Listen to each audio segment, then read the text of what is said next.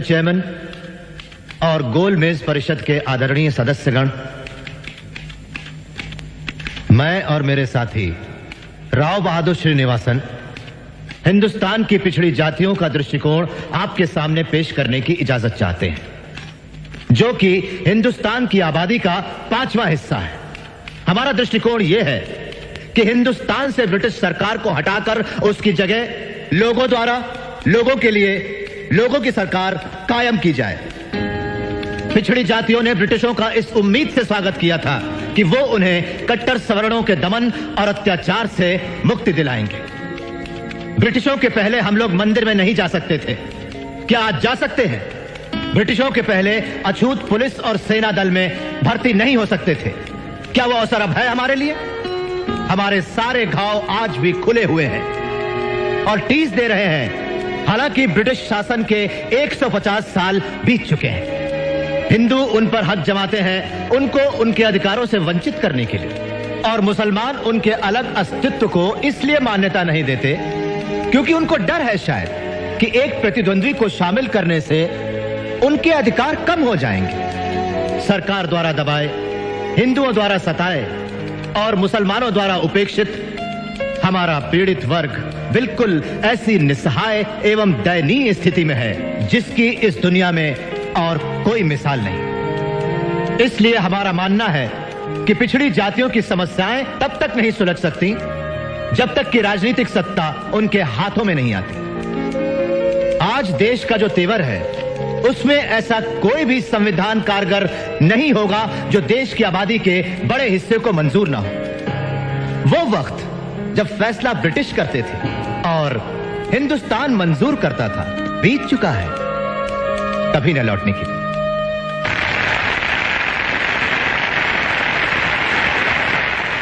Doctor Ambedkar, आज तुम छा गए। भाषण देने का आपका तरीका कॉन्फ्रेंस में सबसे अच्छा था। मैंने तो वही कहा जो सच्चाई है।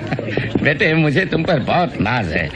मुझे याद है जब पहली बार हम मिले थे, लगता है जैसे कली की बात। मैं चलता हूँ। अच्छा, गुड बाय। सर, जब बात चली रही है तो मैं आपके कर्ज के बारे में। कैसा कर्ज? मेरी पढ़ाई के लिए। ओह, वो स्कॉलरशिप था। डॉक्टर अंबेडकर, आप बहुत अच्छा बोले। Thank you.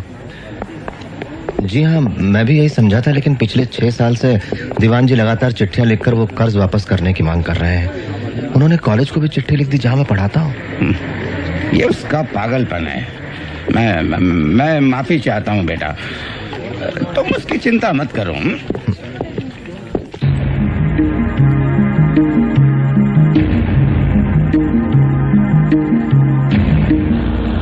थैंक यू मुझसे बात करने का। My pleasure. डॉक्टर अंबेडकर, मैं आपके आंदोलन को काफी समय से देखती आ रही हूँ, लेकिन एक बात मेरी समझ में नहीं आई। आप हमेशा से कांग्रेस के विरोधी रहे हैं। कांग्रेस ने गोलमेज सभा का बहिष्कार किया, लेकिन आप उसमें शामिल हुए। फिर भी हाल ही में आपने बचाव किया उन 47 कांग्रेसी सत्याग्रहियों का जो चिरनेर फायरिंग केस में शामिल थे। क्या ये अंतर विरोधी नहीं? मिस रोजा एप्स्टाइन। हाँ, मिस एप्स्टाइन, मेरी स्थिति बिल्कुल अंतर विरोधी नहीं है। मैंने कुछ सिद्धांतों की वजह से ये केस हाथ में लिया। मैं कांग्रेस से सहमत नहीं हूँ, लेकिन मैं ये मानता हूँ कि हर नागरिक को आंदोलन करने का अधिकार है।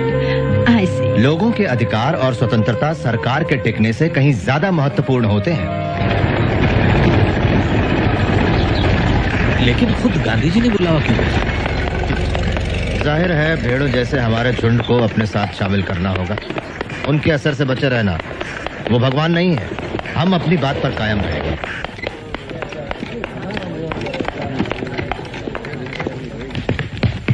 नमस्ते। नमस्ते। बापूजी छत पर हैं। नमस्ते। आइए।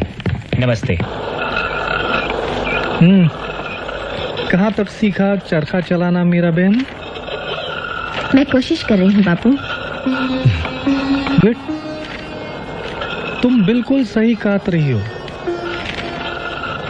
ध्यान दोगी, लगन के साथ करोगी तो एक दिन तुम निपुण हो जाओगी। बिल्कुल सही। Good, that is right. Bapuji, doctor Ambedkar આવ્યા છે। हाँ।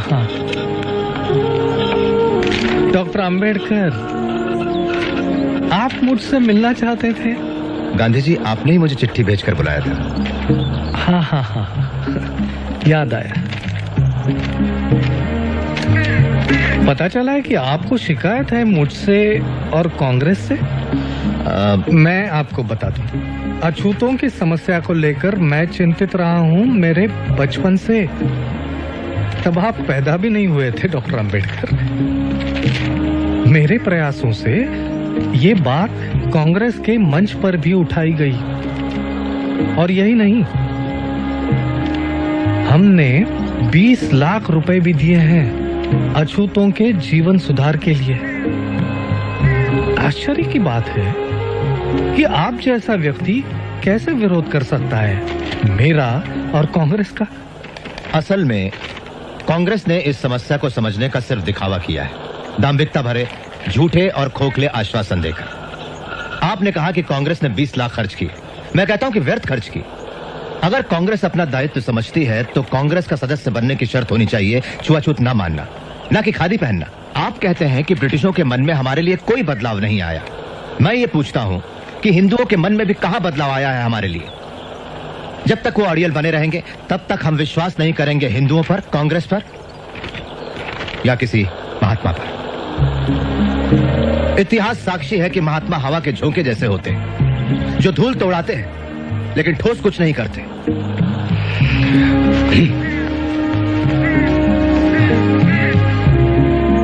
गांधी जी, मेरी कोई मातृभूमि नहीं, लेकिन ये सारा देश आपकी मातृभूमि है डॉक्टर अंबेडकर। और जहां तक राउंड टेबल कॉन्फ्रेंस के बारे में मैंने पढ़ा, उससे यह साबित होता है कि आप एक सच्चे और निष्ठावान देशभक्त हो। इसे मैं अपनी मातृभूमि कैसे कह सकता हूं जहां कुत्ते बिल्लियों जैसा सलूक होता है हमारे साथ।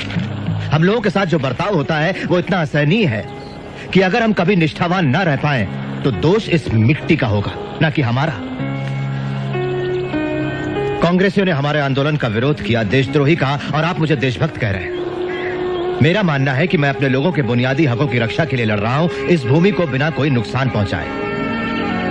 आप मुझे देशद्रोही कहें या देशभक्त, मुझे इसकी कतई परवाह नहीं।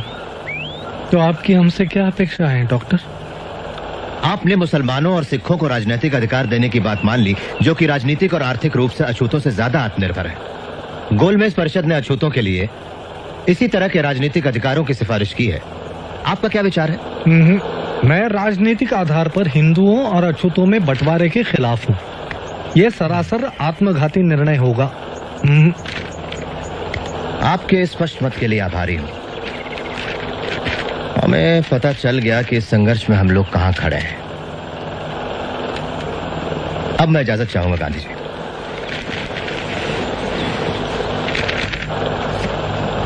इतना असंयम? महादेव भाई। जी बापू। उन्होंने ऐसा क्यों कहा कि उनकी कोई मातृभूमि नहीं? शायद महार होने के नाते ऐसा सोचते हो। डॉक्टर अंबेडकर क्या महार है? सारी दुनिया जानती है बापू। सारी दुनिया जानती होगी पर मैं नहीं। मुझे किसी ने क्यों नहीं बताया उनके बारे में?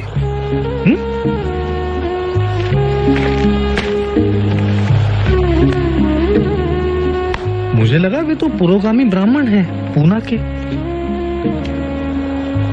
मिस्टर गांधी आज गोलमेज परिषद में हिस्सा लेने के लिए लंदन रवाना हो गए। उन्होंने पत्रकारों से कहा कि इस परिषद के सदस्य ब्रिटिश सरकार के चुने हुए हैं, न कि हिंदुस्तानी जनता के। मिस्टर गांधी के प्रतिनिधि बनने से हमारे दावे में कोई खास फर्क नहीं पड़ता। हमारी पहली जरूरत है पिछड़ी जातियों को राजनीतिक सत्ता से लैस करना, वही एक रास्ता है। लेकिन डॉक्टर अंबेडकर, आपको नहीं लगता कि शिक्षा से दलितों की स्थिति में सुधार होगा? लगता है अब गांधी जी से मिलकर आए हैं। हम लोगों में से सबसे ज्यादा शिक्षित मैं हूँ, फिर भी समाज मेरे साथ अछूतों जैसा ही बर्ताव करता। आप क्या मांगे रखने वाले हैं? हम स्पष्ट विभाजन चाहते हैं हमारे और सवर्णों के बीच। आप ये सब कैसे करना चाहेंगे?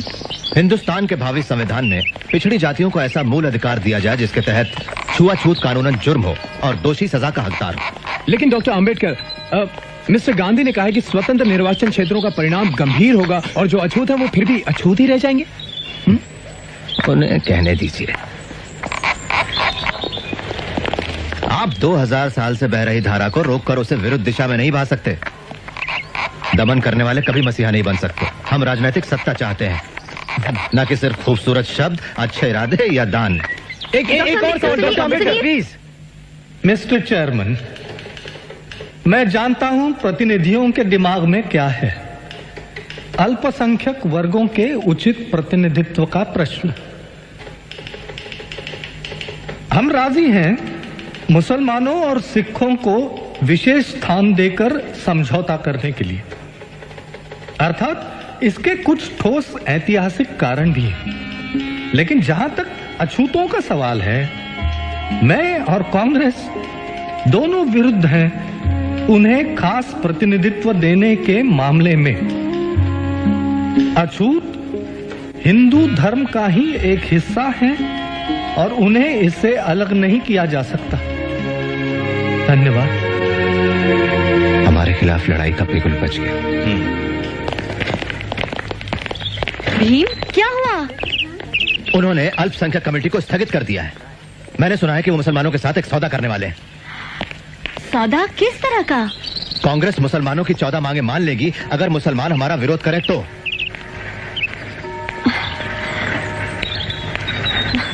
मेरी कुछ समझ में नहीं आता। तुम्हें जरूर कोई गलत फहमी हुई है। वो इतने बड़े संत माने जाते हैं, वो तुम्हारे साथ नाइंसाफी नहीं करेंगे। संत? वो एक मंझे हुए राजनेता है पैनी। कोई रास्ता नहीं बचता तो मिस्टर गांधी फिर षड्यंत्र करते हैं।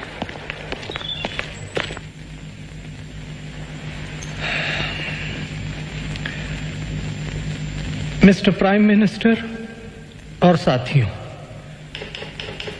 मुझे बड़े दुख के साथ ये घोषणा करनी पड़ रही है कि हम सांप्रदायिकता के प्रश्न पर आपसी बातचीत के द्वारा किसी निर्णय पर पहुंचने में असफल रहे हैं।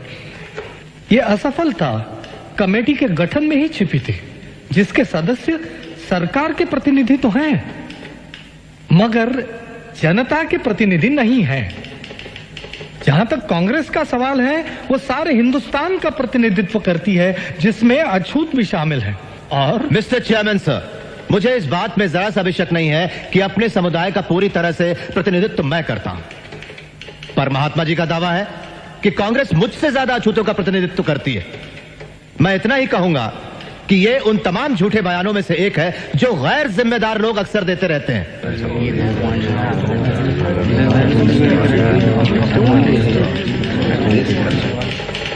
ऐसे टेलीग्राम पिछड़ी जातियों के लोग मेरे पास देश के कोने कोने से भेज रहे हैं। उनका कांग्रेस के आंदोलन पर बिल्कुल भरोसा नहीं है और वे कांग्रेस कार्यकर्ताओं के काम के तरीके का विरोध करते हैं। मैं एक और बात बताना चाहता हूं मिस्टर प्राइम मिनिस्टर, कि अछूत वर्ग हिंदुस्तान में सत्ता परिवर्तन के लिए शोर नहीं मचा रहा है, लेकिन अगर यह हस्तांतरण होता है तो सत्ता सिर्फ कुछ लोगों के हाथों में, विशिष्ट वर्गों में या किसी खास दल के कब्जे में नहीं होनी चाहिए। उस सत्ता में सारे समुदायों की सही साझेदारी होनी चाहिए।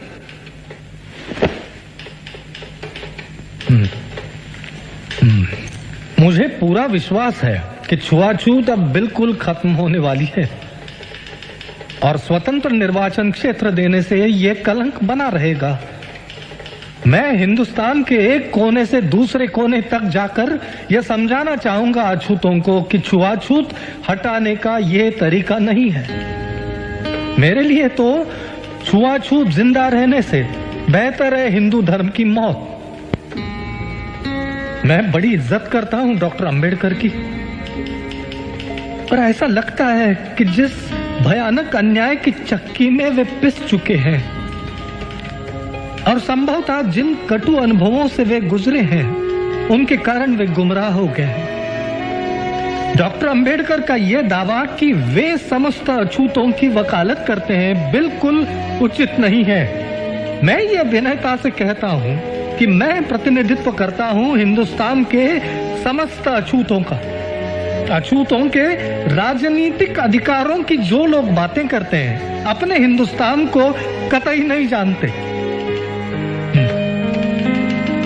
प्राणों की बाजी लगाकर इस तरह के राजनीतिक बंटवारे का मैं विरोध करूंगा। प्रतिनिधियों का चुनाव और प्रधानमंत्री जी का हस्तक्षेप।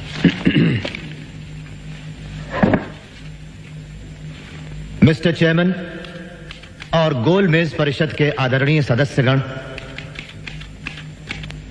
मैं और मेरे साथी राव बहादुर श्रीनिवासन हिंदुस्तान की पिछड़ी जातियों का दृष्टिकोण आपके सामने पेश करने की इजाजत चाहते हैं, जो कि हिंदुस्तान की आबादी का 5वां हिस्सा है। हमारा दृष्टिकोण यह है कि हिंदुस्तान से ब्रिटिश सरकार को हटाकर उसकी जगह लोगों द्वारा लोगों के लिए लोगों की सरकार कायम की जाए। पिछड़ी जातियों ने ब्रिटिशों का इस उम्मीद से स्वागत किया था कि वो उन्हें कट्टर सवर्णों के दमन और अत्याचार से मुक्ति दिलाएंगे। ब्रिटिशों के पहले हम लोग मंदिर में नहीं जा सकते थे, क्या आज जा सकते हैं? ब्रिटिशों के पहले अछूत पुलिस और सेना दल में भर्ती नहीं हो सकते थे, क्या वो अवसर अब है हमारे लिए? हमारे सारे घाव आज भी खुले हुए हैं और टीस दे रहे हैं। हालांकि ब्रिटिश शासन के 150 साल बीत चुके हैं। हिंदू उन पर हक जमाते हैं उनको उनके अधिकारों से वंचित करने के लिए, और मुसलमान उनके अलग अस्तित्व को इसलिए मान्यता नहीं देते क्योंकि उनको डर है शायद कि एक प्रतिद्वंद्वी को शामिल करने से उनके अधिकार कम हो जाएंगे। सरकार द्वारा दबाए, हिंदुओं द्वारा सताए और मुसलमानों द्वारा उपेक्षित हमारा पीड़ित वर्ग बिल्कुल ऐसी निस्सहाय एवं दयनीय स्थिति में है जिसकी इस दुनिया